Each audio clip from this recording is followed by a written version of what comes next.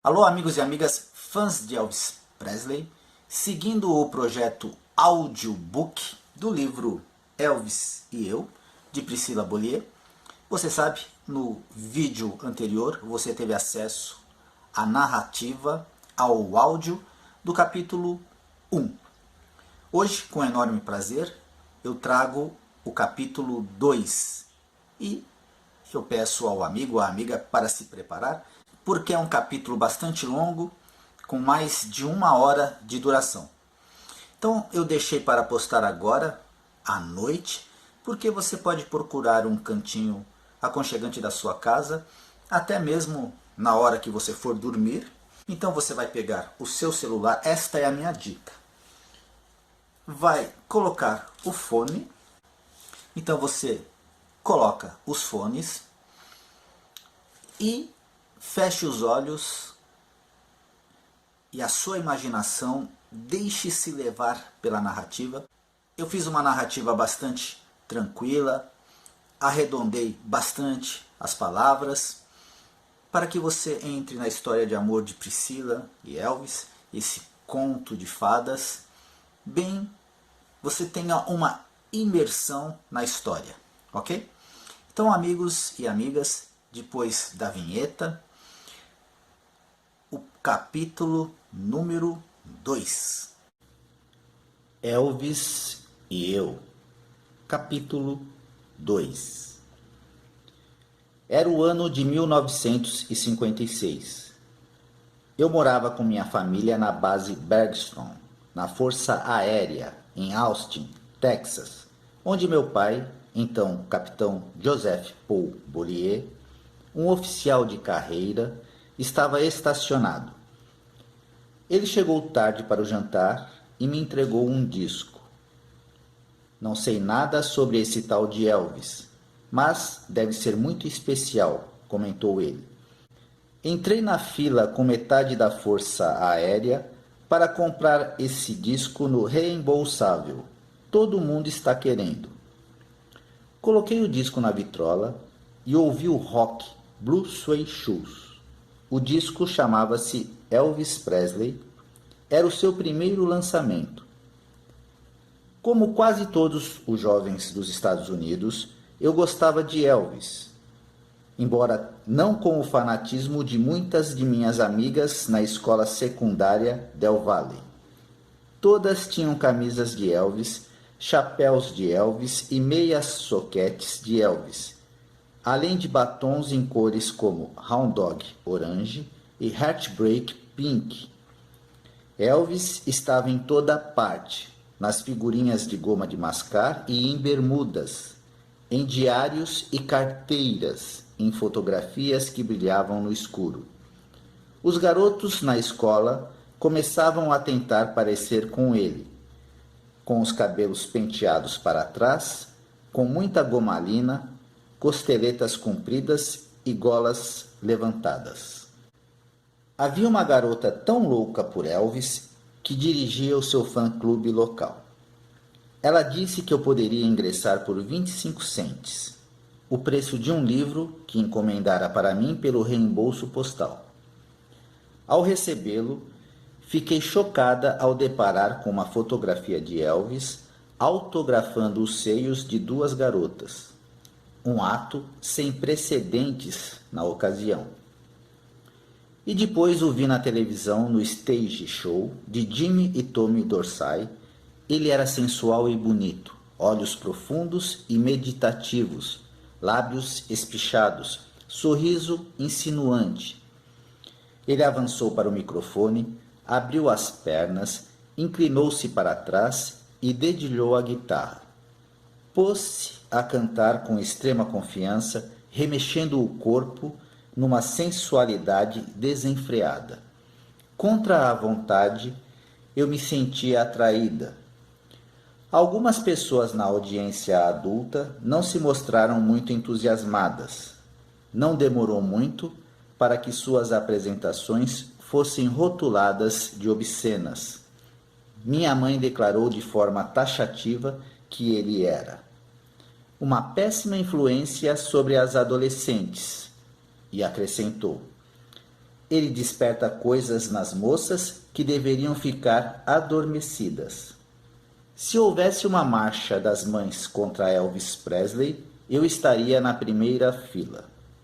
Mas eu ouvira dizer que Elvis, apesar de sua extravagância e sensualidade no palco, tivera uma rigorosa educação cristã do Sul.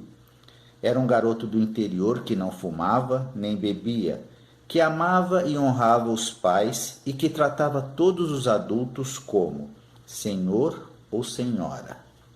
Eu era uma típica filha de oficial de força aérea, uma garota bonita e tímida, que jamais se acostumara a mudar de uma base para a outra a cada 2 ou 3 anos. Aos 11 anos de idade, eu já vivera em 6 cidades diferentes. Com receio de não ser aceita, permanecia retraída ou esperava que alguém tomasse a iniciativa de fazer amizade. Descobria ser especialmente difícil ingressar numa escola no meio do ano, quando os grupos já estavam formados e os novos alunos eram considerados forasteiros. Uma garota pequena, de cabelos castanhos compridos, olhos azuis e nariz arrebitado, eu era sempre observada pelas colegas. A princípio, as garotas me encaravam como uma rival, receando que eu pudesse tomar seus namorados. Eu tinha a impressão de que me sentia mais à vontade com os rapazes, e geralmente eles se mostravam mais amistosos. As pessoas sempre diziam que eu era a garota mais bonita da escola, mas nunca me sentia assim. Era magra, quase esquelética, e mesmo que fosse tão atraente quanto diziam, queria ter algo mais que apenas boa aparência. Só com a minha família é que eu me sentia totalmente amada e protegida. Afetivos e solidários, eles me proporcionavam estabilidade. Modelo fotográfico antes do casamento, minha mãe se devotava inteiramente à família. Como a mais velha, era minha responsabilidade ajudá-la com os menores. Depois de mim, havia Dom, 4 anos mais moço, e Michelle, minha única irmã, que era 5 anos mais moça do que Dom. Jeff e os gêmeos Tim e Tom ainda não haviam nascido. Minha mãe era inibida demais para falar sobre as coisas da vida, e por isso recebi toda a educação sexual na escola, no 6º ano. Alguns garotos estavam circulando um livro que parecia a Bíblia por fora, mas, quando se abria, o que se encontrava eram ilustrações de homens fazendo amor com mulheres e homens fazendo amor entre si. Meu corpo estava mudando e se agitando com as novas sensações. Eu recebi olhares constantes dos rapazes na escola e houve uma ocasião em que uma fotografia minha, numa suéter justa de gola rolê, foi roubada do quadro de avisos da escola. Contudo, eu ainda era uma criança, embaraçada por minha sexualidade. Fantasiava interminavelmente sobre o beijo de língua, mas, quando a turma brincava de girar a garrafa, eu levava meia hora para permitir que algum rapaz me beijasse os lábios fechados. Meu pai, forte e bonito, era o centro de nosso mundo. Um homem muito esforçado e determinado. Formara-se em administração de empresas pela Universidade do Texas. Em casa, mantinha tudo sob controle. Acreditava firmemente na disciplina e responsabilidade e tínhamos conflitos frequentes. Quando me tornei animadora de torcida aos 13 anos, não era fácil convencê-lo a me deixar ir aos jogos em outras cidades. Havia ocasiões em que não havia choro, súplicas ou apelos à minha mãe que pudessem fazê-lo mudar de ideia. Quando ele tomava uma decisão, era ponto final. Eu conseguia envolvê-lo de vez em quando, quando ele não deu permissão para que eu usasse uma saia justa, ingressei nas Bandeirantes a fim de poder vestir seu uniforme bem justo. Meus pais eram sobreviventes. Muitas vezes se debatiam com dificuldades financeiras, mas os filhos eram os últimos a sentir. Quando eu era pequena, minha mãe costurava lindas toalhas de mesa para cobrir os engradados de laranjas que usávamos como mesinhas. Em vez de ficar sem, procurávamos tirar o melhor proveito do que tínhamos. O jantar era sempre uma atividade de grupo. Mamãe cozinhava, um de nós colocava a mesa e o resto cuidava da limpeza. Ninguém ficava sem fazer nada, mas éramos sempre solidários uns com os outros. Eu me sentia afortunada por ter uma família tão unida. Eu me sentia fascinada ao folhear velhos álbuns de fotografias, mostrando meus pais quando eram jovens. Sentia a maior curiosidade pelo passado. A Segunda Guerra Mundial me intrigava, especialmente porque papai lutara com os fuzileiros em Okinawa. Ele parecia muito bonito de uniforme. Dava para perceber que estava posando para a mamãe. Mas, de certa forma, o sorriso dava a impressão de estar deslocado. Ainda mais quando se sabia o lugar em que se encontrava.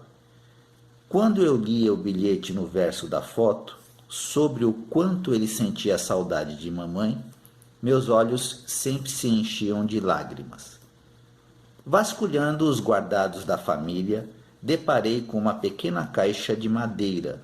Lá dentro havia uma bandeira americana, meticulosamente dobrada, do tipo que eu sabia ser dado às viúvas de militares mortos em serviço.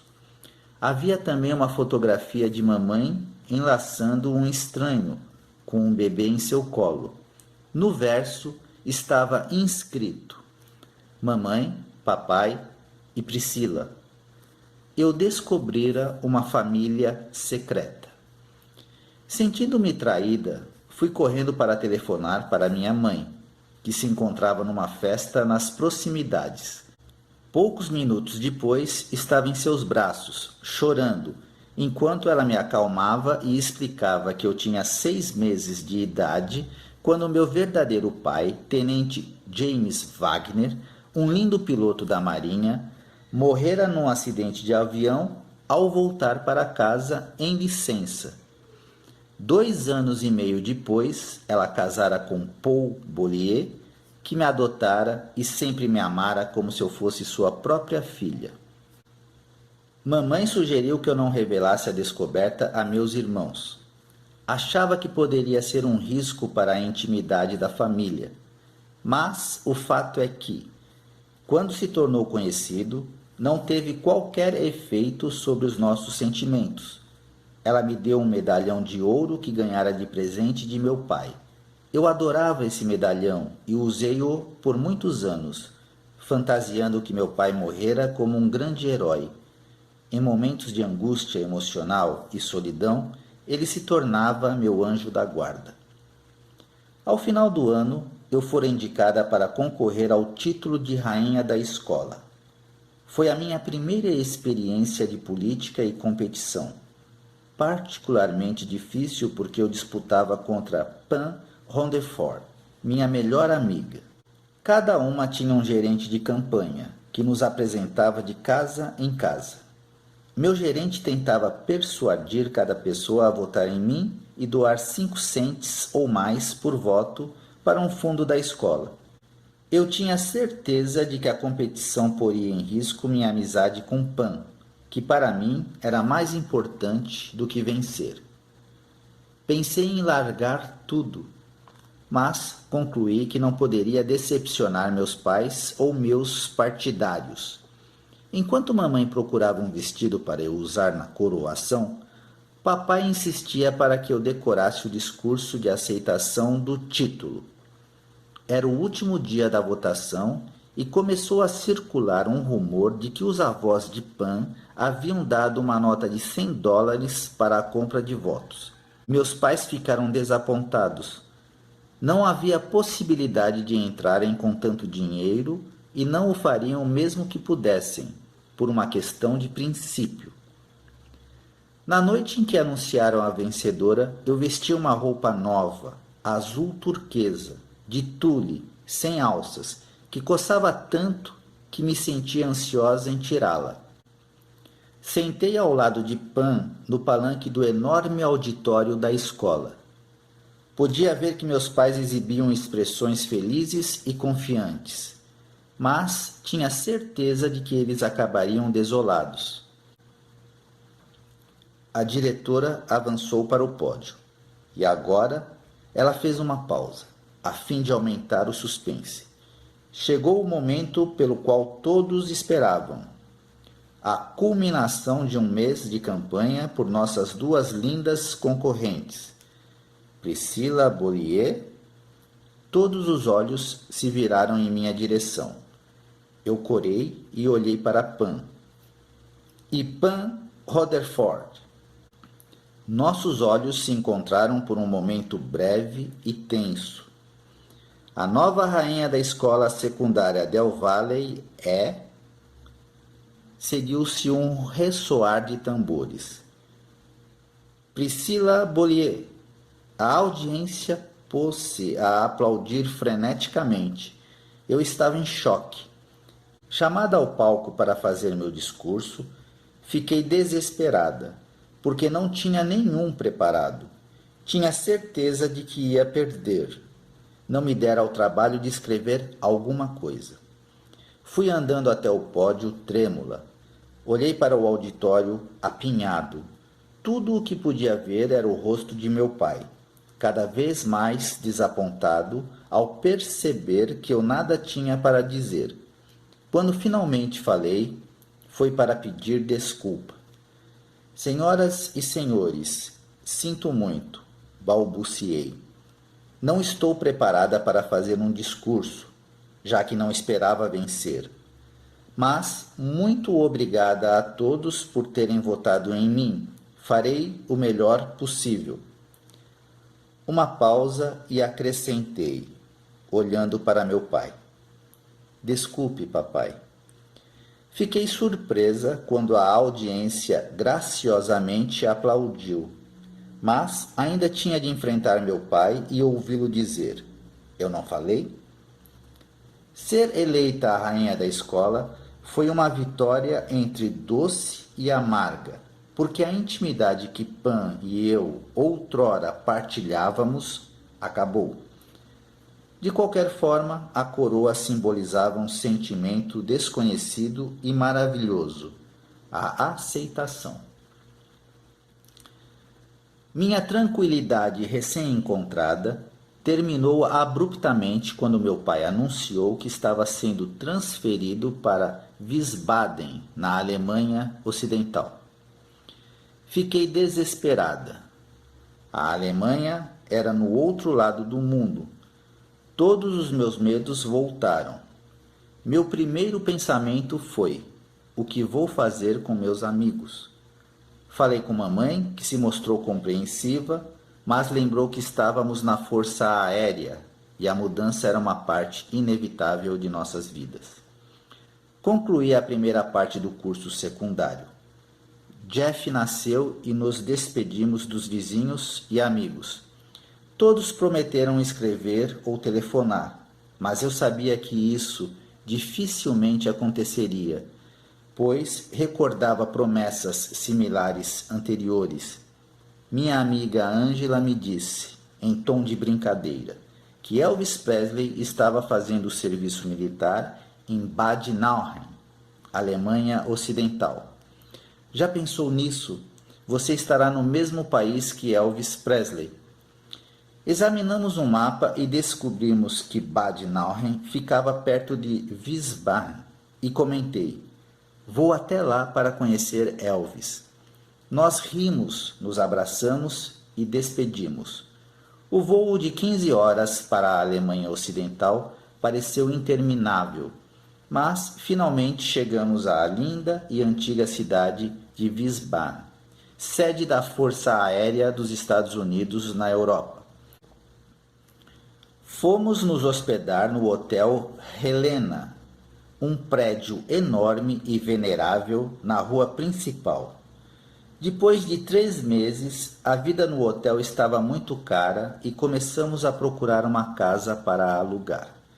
Tivemos sorte de encontrar um apartamento grande num prédio clássico construído muito antes da Primeira Guerra Mundial.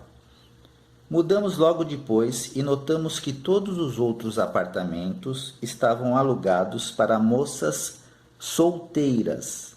As Fräuleins andavam durante o dia inteiro em roupões e negligês e à noite se vestiam a capricho.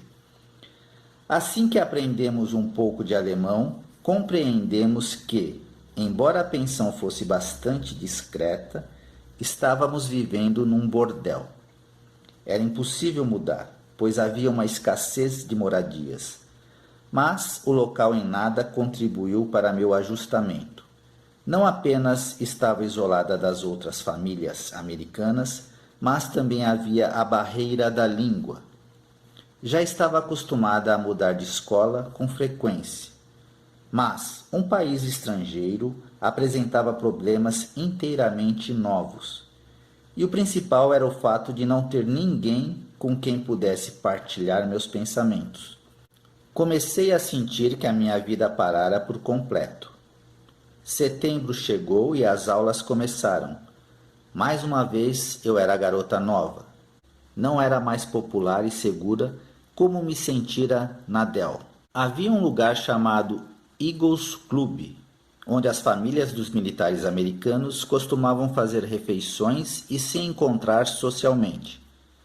Dava para ir a pé da pensão e logo se tornou uma descoberta importante para mim. Todos os dias, depois das aulas, eu ia à lanchonete que havia ali.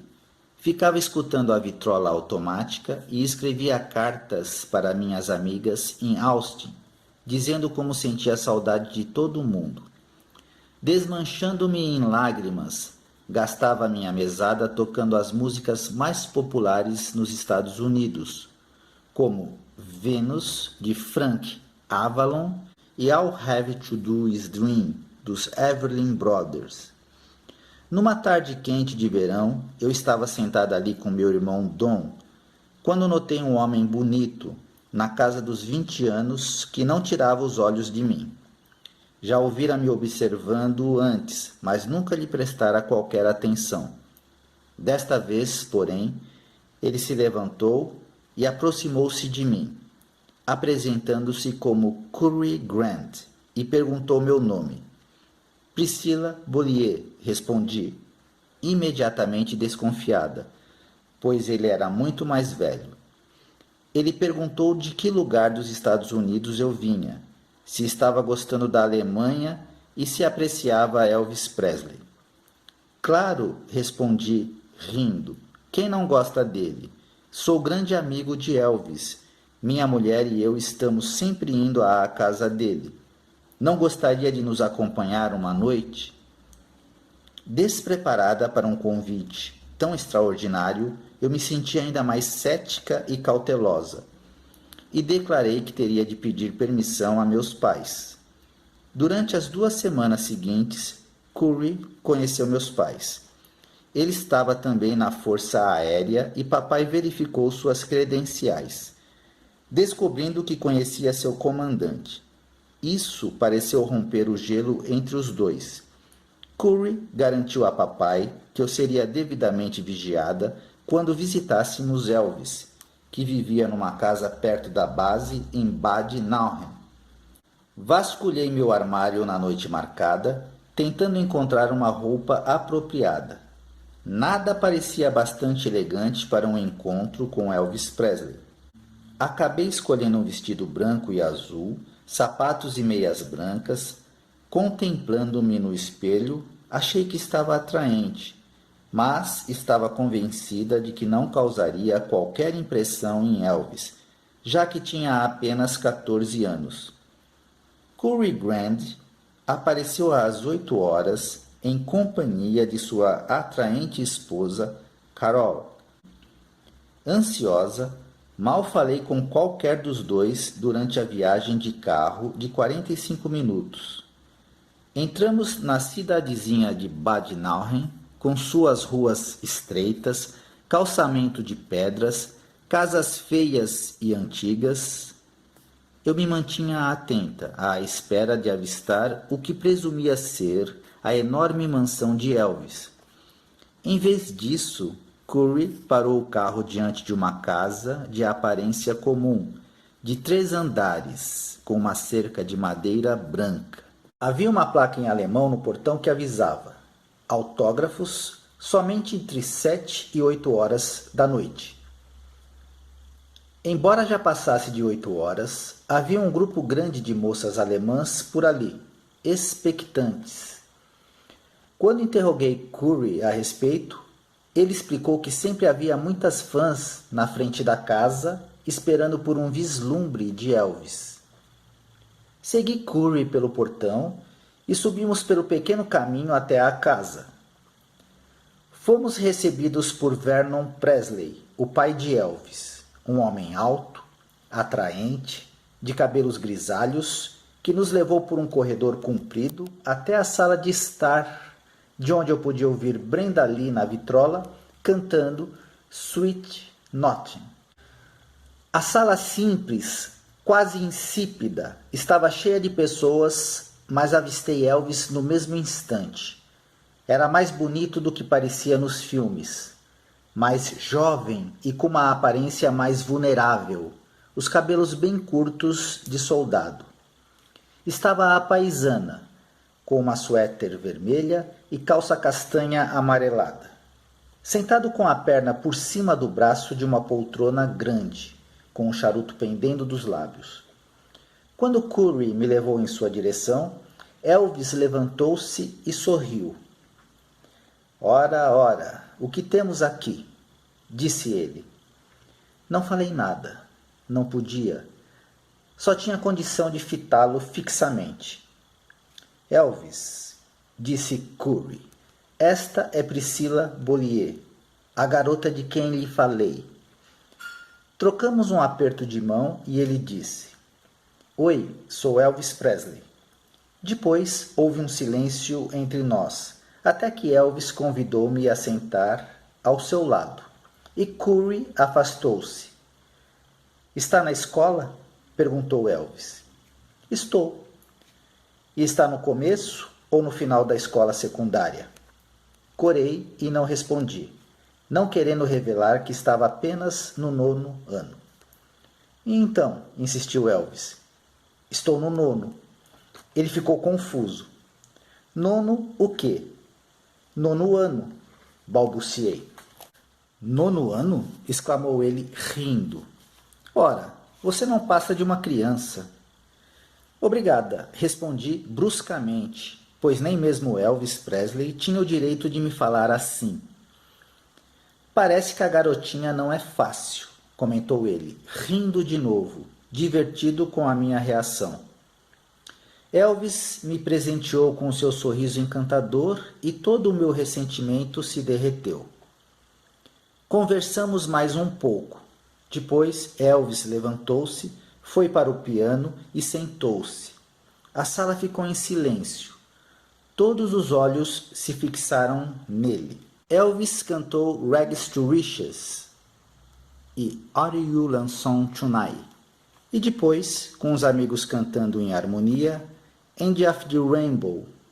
Também ofereceu uma interpretação de Jerry Lee Lewis, martelando as teclas com tanta força que um copo com água que pusera em cima do piano começou a escorregar.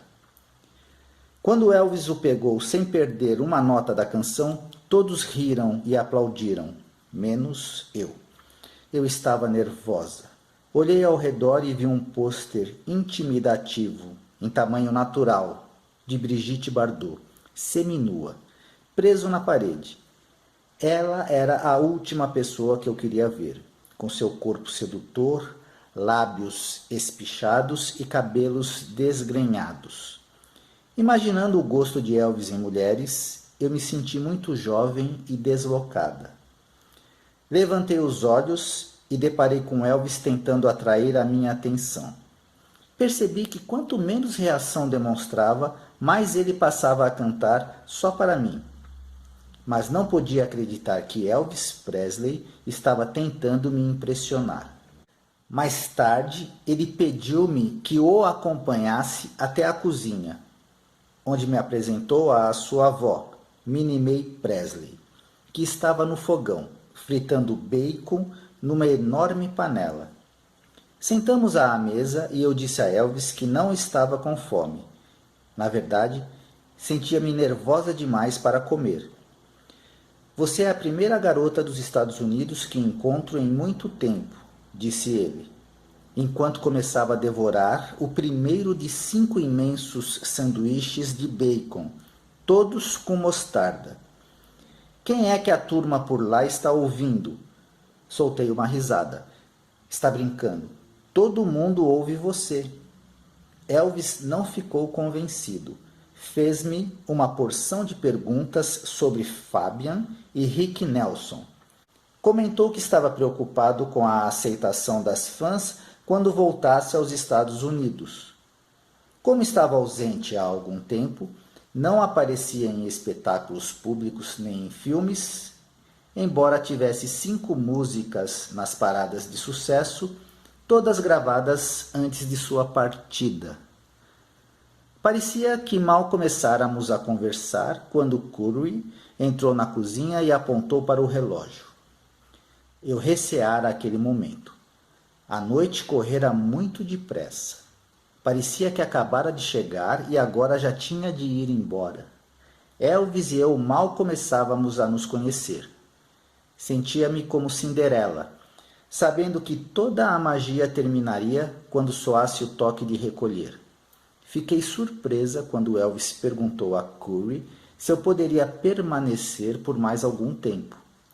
Curry explicou o acordo com meu pai e Elvis sugeriu então que eu poderia voltar outro dia.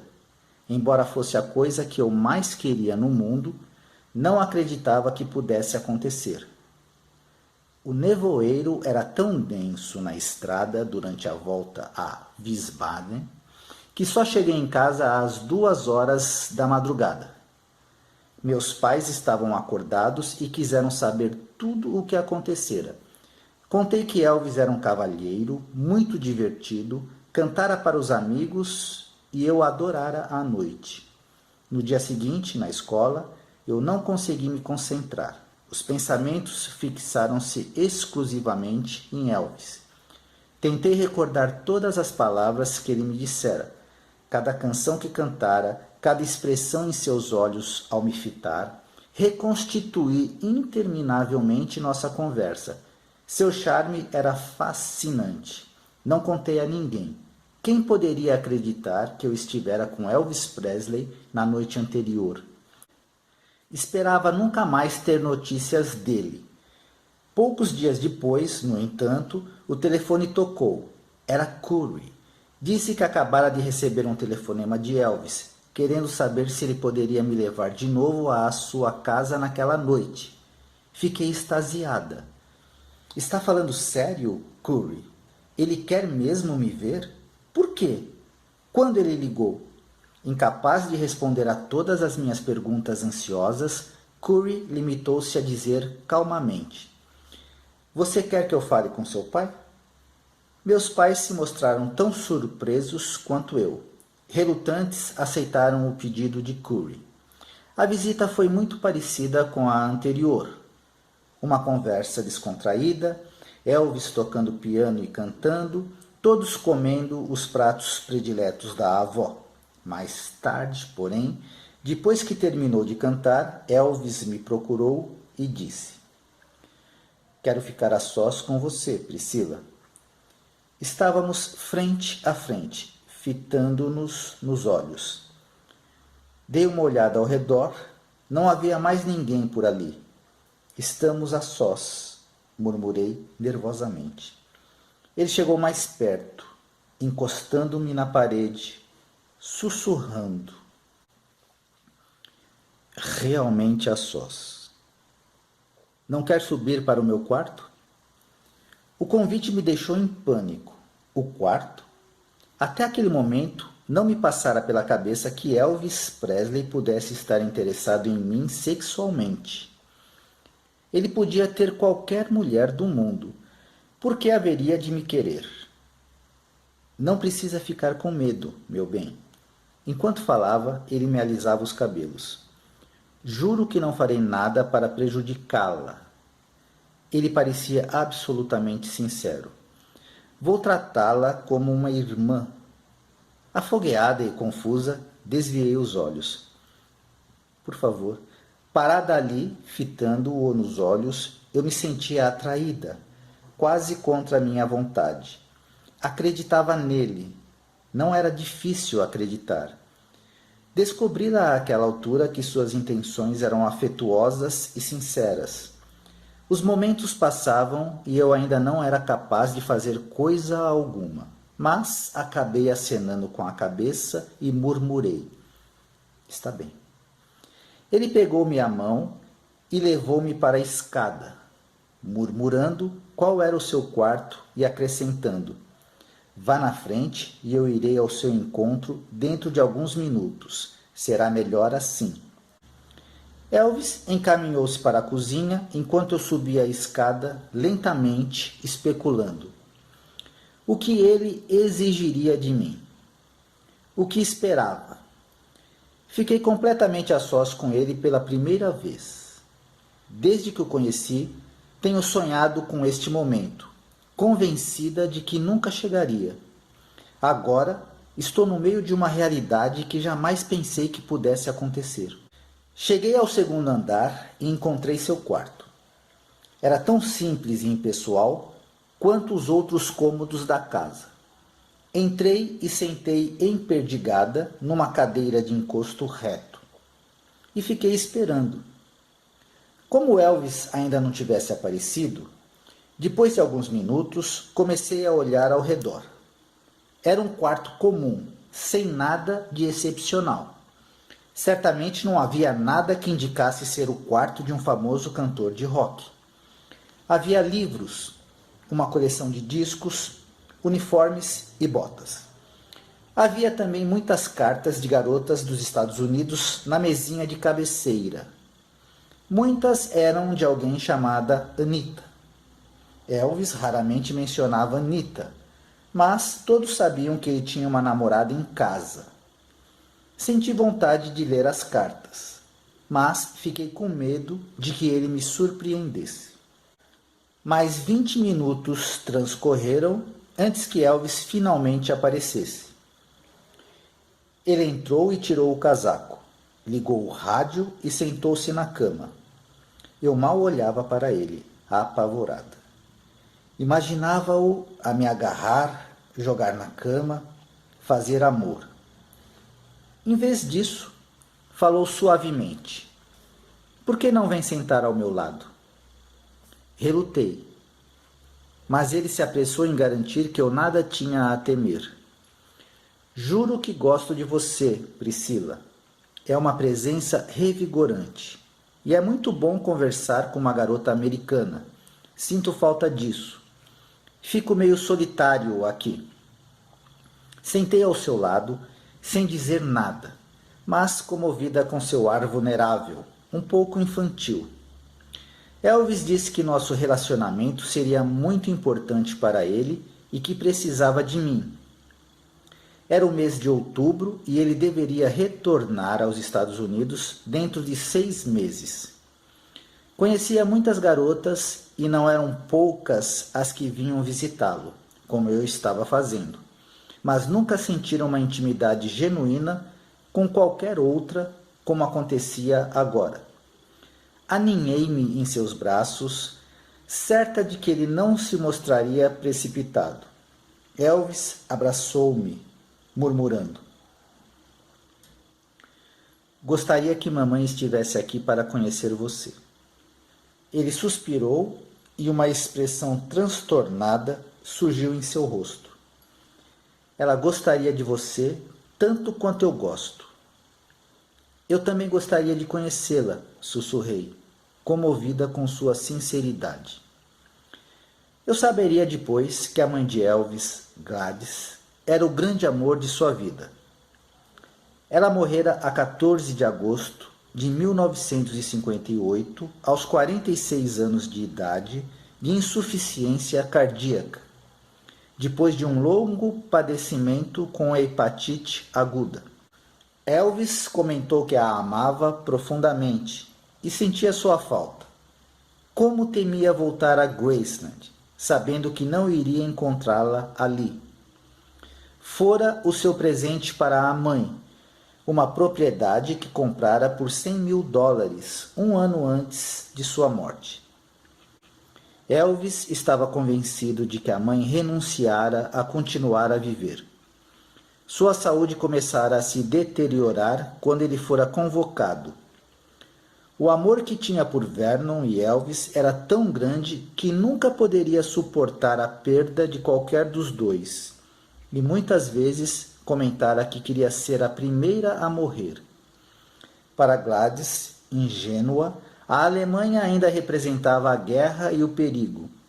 Nunca fora capaz de compreender que agora prevaleciam condições de paz. Ele tinha o hábito de ligar para Gladys todos os dias. Fiquei surpresa ao saber que ele nunca passara uma noite fora de casa até o momento em que começara a se apresentar em shows.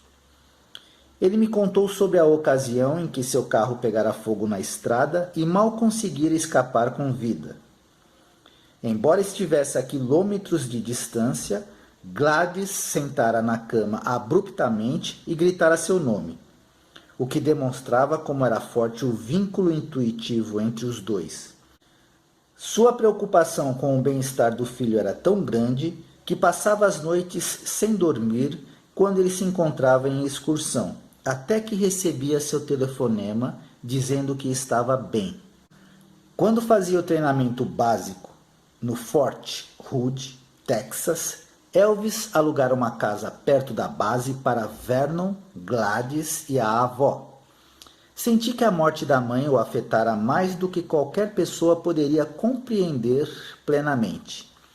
Ele se culpava por não estar ao seu lado quando ela caíra doente e fora enviada para a casa em Memphis sob cuidados médicos. Ele descobrira que Gladys andava bebendo para se consolar e receava que isso pudesse se tornar um problema grave.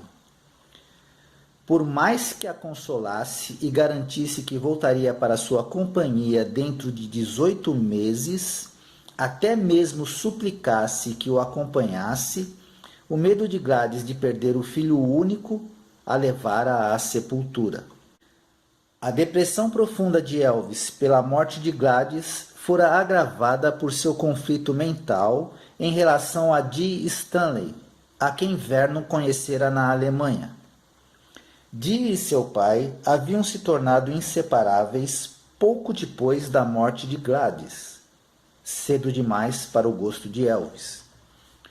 Uma loura atraente, na casa dos 30 anos, Dee estava se divorciando do marido, separada dele e de seus 3 filhos, quando começara a se encontrar com Vernon.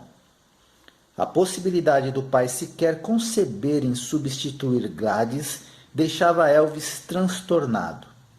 Ele também tinha dúvidas sobre as intenções de Dee e se eram no melhor interesse de seu pai. O que Dee está tentando fazer? Elvis indagava às vezes desconfiado. Transformá-lo no dandy que ele não é? Por que não pode aceitá-lo como ele é? Nunca o vi tão apaixonado. Eles se encontram num restaurante e trocam bilhetes amorosos durante o dia inteiro. Meu coração se confrangeu por Elvis naquela noite, enquanto ele confidenciava seus problemas e preocupações. Era um artista de fama internacional, um grande astro, mas, apesar disso, continuava a ser um homem profundamente solitário. Outra vez, a visita pareceu terminar cedo demais. Elvis me deu um beijo de despedida, meu primeiro beijo de verdade. Eu jamais experimentara uma mistura tão intensa de afeição e desejo. Fiquei atordoada, mas presa à realidade em que me encontrava. Nos braços de Elvis, minha boca contra a sua. Consciente da minha reação e de minha juventude, ele tomou a iniciativa de romper o abraço, dizendo: "Temos muito tempo, menina." E ele me deu um beijo na testa, despachou-me para casa. Na altura de nosso quarto encontro, papai decidiu: "Se você quer continuar a se encontrar com Elvis, nós temos de conhecê-lo." Meus pais estavam tão fascinados pela celebridade de Elvis que se mostravam dispostos a abrir mão de seus princípios. No começo, era conveniente que Curry fosse me buscar e levar em casa. Mas agora meus pais indagavam por que Elvis não fazia isso pessoalmente. Acabei dizendo a Elvis numa noite de sábado: "Meus pais querem conhecer você. Querem que vá me buscar em casa." Ele ficou irritado. "O que isso significa?" "Significa que não posso mais vê-lo se não for me buscar e conhecer meus pais." Expliquei, muito nervosa. Ele concordou, desde que pudesse levar seu pai junto. No dia marcado, cumpri a minha rotina habitual. Só que em vez de 1 hora, fiquei pronta 2 horas antes. Fiquei parada ao lado da janela, à espera de seu carro, enquanto tocava seus discos: Old Chap, I Was the One e I Want You, I Need You, I Love You, até que papai gritou da cozinha: "Tem de tocar esses discos agora? Afinal, o homem estará aqui dentro de poucos minutos e você o verá praticamente durante a noite inteira." Era de se imaginar que quisessem algum descanso um do outro. Eu estava nervosa. Sabia que papai queria que Elvis fosse me buscar e me levar em casa, e tencionava dizer-lhe isso. Não sabia como papai pretendia abordá-lo, se planejava se mostrar cordial ou firme. E sabia muito bem como papai podia ser firme e áspero. Esperava pelo pior. Cerca de 1 hora depois, o BMW parou diante da casa e Elvis e o pai saltaram. Elvis viera devidamente preparado. Usava o seu uniforme, a fim de impressionar papai. Sabia que o serviço militar era a ligação entre os dois e tencionava tirar o máximo proveito. Estava com uma aparência sensacional. Ele tirou o cap e beijou-me no rosto. Convidei-o e ao pai a entrarem e levei-os para a sala de estar, onde Elvis ficou se mexendo inquieto, parecendo que não sabia o que dizer. Pela primeira vez, acabou indagando: "Seus pais estão em casa?" Só pude acenar com a cabeça afirmativamente e ele acrescentou: "Sei que estamos um pouco atrasados, mas eu tinha de me aprontar direito e tivemos alguma dificuldade para descobrir o lugar." Achei engraçado. Imagine só, Elvis Presley se desculpando. Já conhecia bastante bem os seus hábitos àquela altura para saber que ele precisava de pelo menos 3 horas para trocar de roupa, conversar com os amigos, desfrutar uma das vastas refeições da avó e dar alguns autógrafos ao sair. A não ser quando estava trabalhando, ele não se preocupava com horários. Enquanto Vernon se acomodava no sofá, Elvis apontou para os retratos da família na parede e disse: "Dê uma olhada, papai. Aqui está Priscila, com toda a família. Acho que ela parece com a mãe. Não vejo muita semelhança com os irmãos e a irmã. Mas também eles ainda são muito pequenos. Não corte os cabelos, baby. Adoro quando estão compridos assim. Você é uma garota muito bonita. Como é que fui me esbarrar com você? Deve ter sido obra do destino." Os últimos comentários foram pronunciados num sussurro, enquanto meus pais entravam na sala. Em vez de dizer oi, como faria a maioria dos jovens, Elvis estendeu a mão e disse: Como tem passado? Sou Elvis Presley e este é meu pai, Vernon. Parecia-me um absurdo. Meus pais sabiam perfeitamente quem ele era, assim como o mundo inteiro. Mas Elvis era o cavalheiro em pessoa. Papai ficou visivelmente impressionado e daquele momento em diante, Elvis sempre o tratou de Capitão Bollier ou Senhor. Era uma característica de Elvis. Qualquer que fosse a posição de uma pessoa na vida, se médico ou advogado, professor ou diretor de cinema, ele raramente a tratava pelo primeiro nome, mesmo quando a conhecia há anos, a não ser que pertencesse a seu círculo íntimo. Ele me explicou um dia: é muito simples. As pessoas se esforçaram para chegar onde estão. Os outros devem respeitá-las. A conversa com meus pais naquela noite foi irrelevante. Elvis comentou que tivera um dia movimentado na caserna, o que levou a uma conversa sobre o serviço militar. Para que serviço foi destacado aqui? Perguntou o papai, insinuando que era melhor ser algo objetivo, se Elvis queria sair com sua filha. Neste momento, senhor, sou basicamente um motorista de jipe da 4ª Divisão Blindada, estacionada em Bad Nauheim. Pode ser um trabalho difícil nesta época do ano. E é mesmo, senhor. Temos algumas noites muito frias. Preciso tomar bastante cuidado. Pego uma amidalite quando minha resistência diminui, o que não é bom para minha voz. Acho que está ansioso em voltar para casa. Tem toda a razão, senhor. Agora só faltam 5 meses para concluir o serviço. Elvis perguntou a meus pais se estavam gostando da Alemanha. E muito, respondeu papai. Planejamos ficar aqui por 3 anos. Houve um súbito silêncio. Papai convidou os dois para jantar, mas Elvis disse que não tinha tempo. Eu me mantinha em silêncio, observando a apreensão de Elvis e lembrando sua descontração quando estava em casa. Ele exibia o seu melhor comportamento, que o tornava cativante. Mamãe estava revisando seu julgamento sobre aquele astro do rock, por quem declarara antes sentir a maior aversão. Percebi que o charme sulista de Elvis a estava conquistando. Papai explicou finalmente as regras dos Bollier.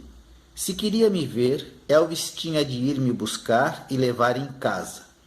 Elvis explicou que a noite acabaria num instante se saísse do quartel, fosse para casa, tomasse um banho e trocasse de roupa, viesse a Wiesbaden e voltasse. Haveria algum problema se o pai dele viesse me buscar? Papai pensou a respeito por um momento e depois manifestou sua preocupação. Quais são realmente as suas intenções?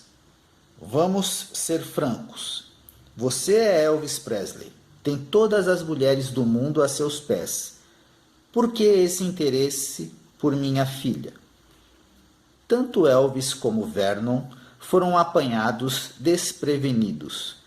Vernon remexeu-se na cadeira, provavelmente pensando: muito bem, Elvis.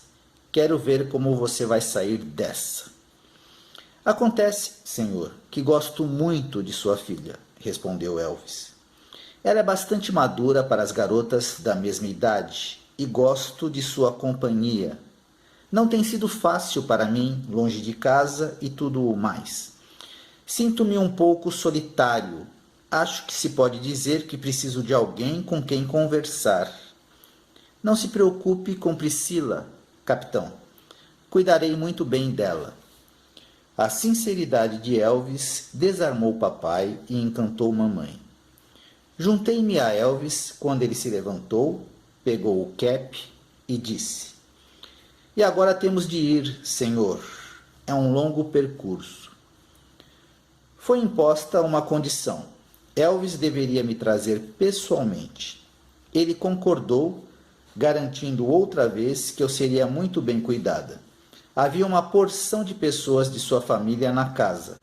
Poderia ter escarnecido do pedido de papai, mas aceitou a condição de me levar em casa todas as noites. Fiquei emocionada, mas contive o excitamento. Elvis queria mesmo a minha companhia. Na noite seguinte, quando me levou para casa, Elvis parou o carro diante do prédio. Contou-me tudo o que tinha no coração, como continuaria a fazer pelo resto de nossa permanência na Alemanha. Sentia-se solitário. Não sabia como seria recebido pelos fãs ao voltar aos Estados Unidos. Estava no auge da fama quando ingressara no exército. Gravara 17 discos que haviam vendido mais de 1 milhão de cópias e estrelara 4 filmes, todos se tornando sucessos de bilheteria. Ao ser convocado, aventara-se a possibilidade dele ir para os serviços especiais, em que poderia cantar e manter algum contato com o público. Mas o coronel Parker, seu agente e a RCA estavam convencidos de que ele deveria servir o país como um soldado comum, argumentando que o público respeitaria Elvis como um homem se ele se tornasse um simples soldado raso. Agora, Elvis estava com receio de ter perdido o apoio dos fãs. Enquanto estávamos parados ali, uma das Forlins, que moravam na pensão, passou pelo carro. Ela cumprimentou-me e no instante seguinte, ao olhar para Elvis, escancarou a boca numa expressão de incredulidade. Fim do capítulo 2. Eu volto semana que vem. Elvis Forever.